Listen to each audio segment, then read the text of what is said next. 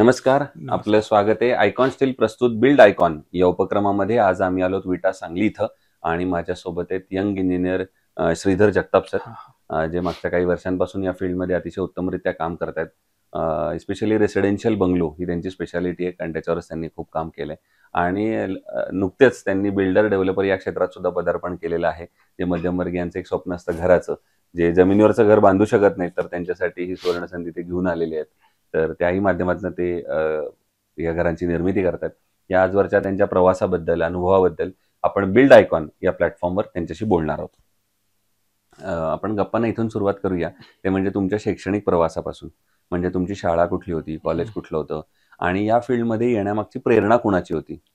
त्या प्रवासाबद्दल काय सांगाल?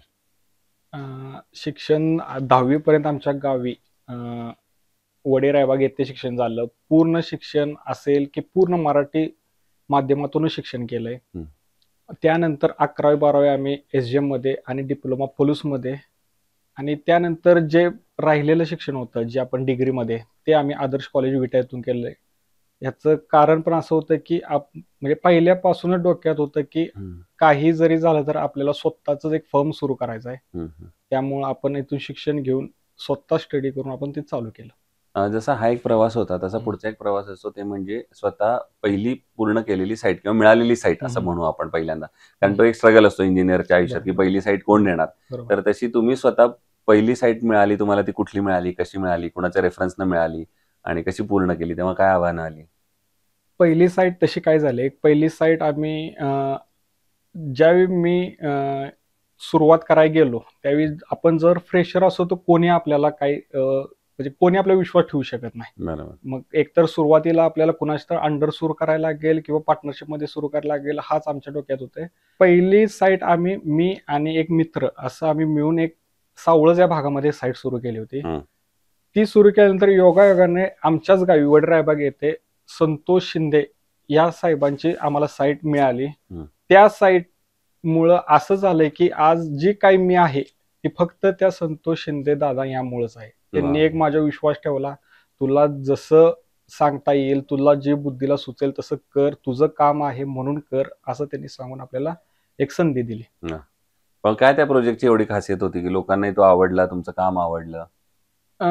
खास म्हणजे एक आपण असं म्हणूया, की एक जागा थोडीशी शॉर्ट होती हं. आणि त्या जागेमध्ये जे आपलं जे काम झालं, ती म्हणजे सगळ्याच क्वालिटीनं असेल, की काम जे झालं ते सगळ्यांना जरा काहीतरी वेगळं वाटायला सुरू झालं, की आम्ही टोटल ते काम आहे, हे टोटल मार्बलमध्ये बसवलं होतं. हं. थोडासा लोड जरी त्यांना आला असेल, तर आम्ही टोटल काम मार्बलमध्ये त्यामुळे काहीतरी युनिकनेस माणसांना वाटत गेला आणि ओके. त्यामुळेच ते हळू आपलं माउथ पब्लिशिंग होत गेलं आणि आमच्या कामाची तिथून खरी सुरुवात झाली. सुरुवात झाली. वाह!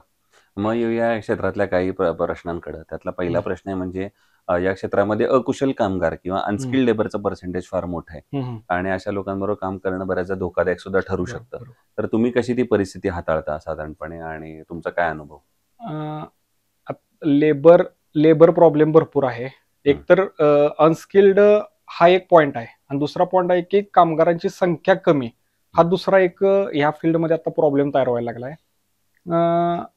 आपण हँडल फक्त या पद्धतीने करू शकतो, की आपण ज्यांना काम देतो, जे कॉन्ट्रॅक्टर आहेत, त्यांच्यावरच आपण स्किलवर एक विश्वास ठेवून त्यांना काम देऊ शकतो आणि आपण रेग्युलॅरिटीमध्ये किंवा रेग्युलर साईटवर जाऊन आपण स्वतः लक्ष ठेवलं तरच आपण साईट चांगली हँडल करू शकतो. वाह!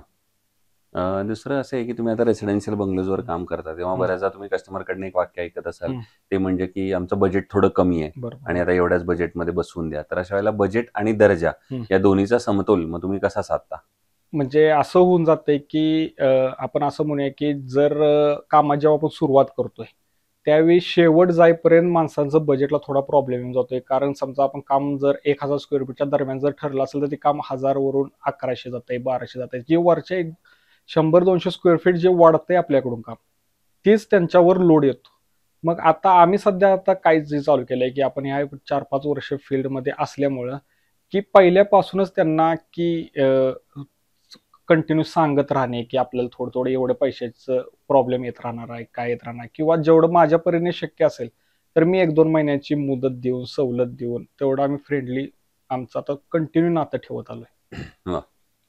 पुढचा प्रश्न या सगळ्यापेक्षा वेगळा आहे. तो असा आहे की सांगली जिल्ह्याच्या विकासाचं व्हिजन असं जर एक इंजिनियर म्हणून विचारलं, कारण तुम्ही स्वतः इंजिनियर आहात, तरुण आहात, बरोबर आहे. तर तुमच्या डोळ्यासमोर कुठले मुद्दे किंवा कुठली क्षेत्र येतात ज्या क्षेत्रांवर आता काम करण्याची गरज आहे? जर आपल्याला सांगलीला सुद्धा पुण्या मुंबईसारखं पुढे न्यायचं असेल, एक सर्वांगीण विकास करण्यासाठी कुठल्या क्षेत्रावर काम झालं पाहिजे? तो पॉइंट म्हणजे माझं वैयक्तिक असं मत आहे की ज्यांची इंजिनिअरिंगची डिग्री नाही ते सुद्धा भरपूर लोक यात आलेले आहेत. त्यामुळे काय होत आलंय की क्वालिटी म्हणा, कॉम्प्रोमाइज असेल म्हणा, किंवा रेट असेल म्हणा, त्यामुळे काय झालंय, जी आपण म्हणतो ना की एक भरपूर जी सुधारणा व्हायला पाहिजे तशी होत नाही, तिथंच आपण राहिलो गेलेलो आहे.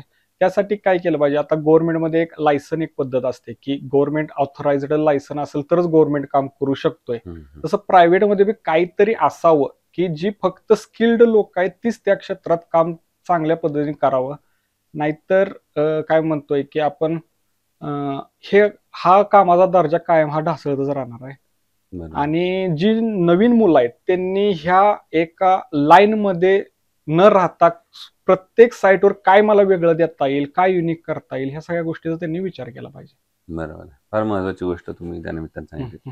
दुसरं असं आहे की आतापर्यंत तुम्ही अनेक प्रोजेक्ट्स केलेत, पण एखादा प्रोजेक्ट असा असतो की ज्याच्यात काहीतरी वेगळं करण्याची संधी मिळते, काहीतरी नवीन करतो आणि तो एक आपला आयकॉनिक प्रोजेक्ट ठरतो. एक तुम्ही प्रोजेक्ट सांगितला ज्याच्यामुळे तुम्हाला नाव ओळख मिळाली, पण असा एखादा प्रोजेक्ट आहे का की ज्याच्यात काहीतरी तुम्ही नवीन केलंय, काहीतरी व्हरायटी केली, अशा एखाद्या प्रोजेक्ट बद्दल ऐकायचंय? आता शिवणी या गावामध्ये एक प्रोजेक्ट सुरू केलाय की ज्यामध्ये आम्ही टोटल मोल्डिंग वर्क असेल, म्हणजे टोटल जुन्या पद्धतीचं पॅलेस सारखं एक काम करायला लागलोय, ज्यात आम्ही टोटल जेवढं आम्हाला शक्य आहे तेवढं नॅचरल रिसोर्सेस आम्हाला वापर करायचा चाललाय, की ज्यातून एक एनर्जी इफिशियंट वगैरे असावी वगैरे, दिवसभरात कोणतेही लाईटचा वापर न करता यावा, आर्टिफिशियल लाईट असेल काय असेल याचा आम्ही पूर्ण वापर करायला लागलोय. प्लस आपलं विंड डिरेक्शन असेल ह्याच्यावर अभ्यास करून सुद्धा आम्ही त्यात भरपूर विंडोज वगैरे प्रोव्हाइड केलेले आहेत.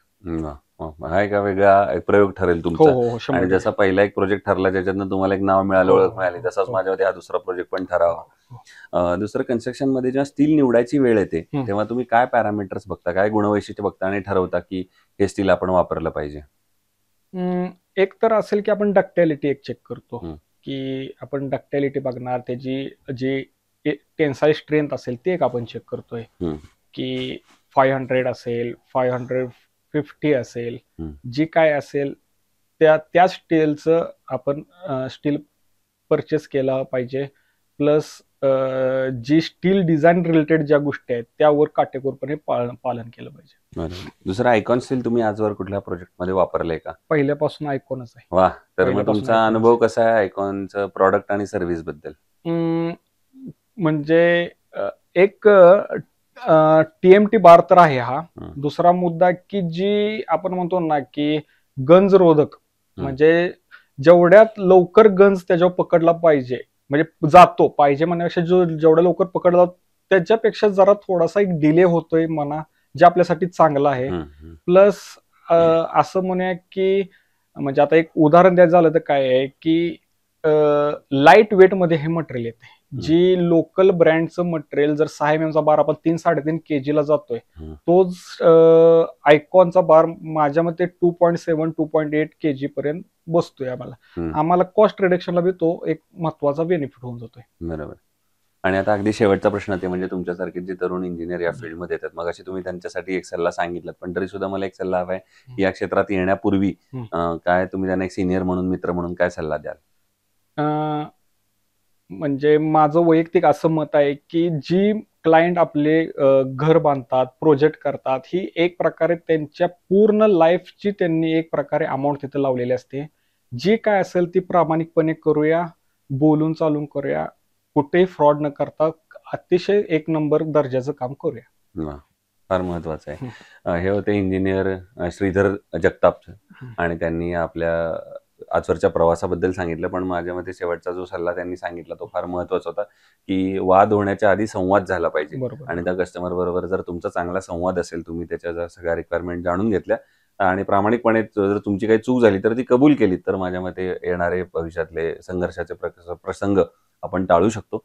पुन्हा एकदा आपले मनापासून आभार आणि भविष्यात सुद्धा अशाच आयकॉनिक प्रोजेक्टची निर्मिती व्हावी तुमच्याकडनं याच आयकॉन स्टील तर्फे मनपूर्वक शुभेच्छा.